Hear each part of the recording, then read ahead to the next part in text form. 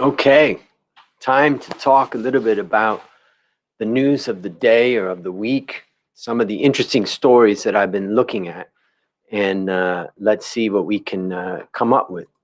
Again, my name is Andrew Stotts, and I love to talk about markets and strategy and stocks. So let's get into it. The top stories that I'm looking at right now. All right, so here's three that I think are interesting. First of all, US and China top diplomats talk tough on Myanmar and Taiwan. Intense first call since Biden took office. The second one is big tech's road to underperformance and why its dominance is waning. And Rolls Royce plans summer shutdown to help cut losses. So let's get into the first one here. US and China top diplomats talk tough on Myanmar and Taiwan. Intense first call since Biden took office. The U.S. Secretary of State spoke with his Chinese counterpart in their first high-level conversation since President Joe Biden took office. Secretary of State Antony Blinken stressed human rights and warned Beijing that the U.S. would hold China accountable for its actions. Foreign Minister Yang Jiechi said the U.S. should not interfere in China's internal affairs and warned that Beijing won't be slandered. Let's look at this in a little bit more detail here. Now, basically, the way I'm looking at this is that Myanmar turns into really the front line of geopolitical competition for global leadership. The U.S. is putting pressure on China to condemn the recent military coup in Myanmar, and the U.S. threatened Myanmar with sanctions and denounced the military leadership. However, China is sticking to its non-intervention policy with regards to the military leaders. Now, this tension could reach a new climax. For China, Myanmar constitutes a strategic economic corridor to expand its influence towards the regions around the Indian Ocean. Myanmar has always been a connection between China and India in particular. On the other hand, the U.S. strives for a win of democracy to erode China's dominance. Let's look at this for just a minute. And basically, in this case, it's fascinating because Myanmar would have been seen as a country that was kind of on the road to democracy, and then all of a sudden got hit back. I know personally, we looked at doing some business in Myanmar, and it still was a bit complicated for us, and we decided not to go there. But you can imagine a lot of businesses out of Thailand, Singapore, and other places that have invested in Myanmar are sitting there wondering what's going to happen. It's already a bit of a challenging environment with the level of legal aspects of operating in Myanmar. And now you've got an additional issue of the political tension.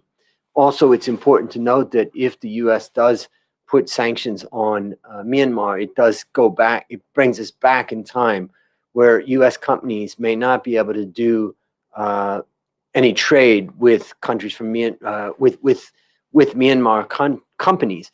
And this also is a problem for companies that are trading with Myanmar that are allies of the U.S. So it really can have a pretty significant impact. Now, the second aspect of this is that this may seem strange, but at first it seems like Trump was a potential. Many people thought maybe he was interested in war, but truthfully, he tried to de-escalate some of the wars. He did fight China hard about trade. But here, I believe, with the Biden administration, there's definitely some risk that the war rhetoric can rise. In particular, I think Myanmar is a really interesting case. So I think this is one that we need to watch carefully. Hopefully, the Myanmar government can come up with some resolution that can allow them to continue to operate with some sort of move towards democracy. If they don't come up with that type of resolution, I would say there's trouble brewing there. Now, let's talk about the second article. It's Big Tech's road to underperformance and why its dominance is waning. Over the last 10 years, technology stocks have been the undisputed winner. Whether it's Apple, Amazon, Microsoft, or any of the mega cap tech names, investors likely have a bad case of buyer's remorse holding just about anything else. For context, the tech-heavy Russell 1000 Growth Index outperformed the Russell 1000 Value Index by 7% per year on average over the last 10 years. This is a 2 standard deviation spread, last seen during the 1990s. The point here is that obviously the tech companies have a huge amount of power. Now, this is something that I was writing about in some strategy that I brought out a couple of, about 6 months ago. And that was the idea that there's going to become a Republican and Democrat Facebook. That's the way I phrased it in that particular strategy research. What do I mean by that? Well, actually, it's not going to be Facebook that splits, but it's going to be that some of the platforms that are considered more Democrat or left-leaning will kick off or push away people who are maybe more right-leaning or more conservative. And we already are seeing it. Now, we saw the attack on Parler, but there's a lot of other websites that are coming up that are challenging big tech. So in the end, I think that big tech's definitely going to take some hit because I think that actually you would have never have thought a year ago that big tech could lose its dominance, but this really is some impact when you see smaller tech companies starting to grab away from them. Now, even just looking at my own mobile phone, of course, there's now Clubhouse. That's a new area where you can go outside of Facebook or that type of thing. And then there's also something called Locals, which I've just been listening to. And there's more and more of these alternative, whether it's alternative left-leaning or alternative right-leaning. And so I think that the tech, there's a risk with the tech companies. Now, right now, I think you can argue, and it has been argued in a Time magazine piece, that the tech companies were doing what they could to support the election. And basically, one of the things that you can see about the tech companies is that if we look at the profits, I was just looking at the profits of the tech companies, you can see that the profits of the tech companies, just the top 6 tech companies, accounted for 15% of US profits. That's out of 5,000 companies. So the level of profitability in these companies is enormous. And to make it even worse, the amount of taxes they're paying is much, much lower. Let's look at that for a moment. Here you can see increased new policies might put a threat on tech companies.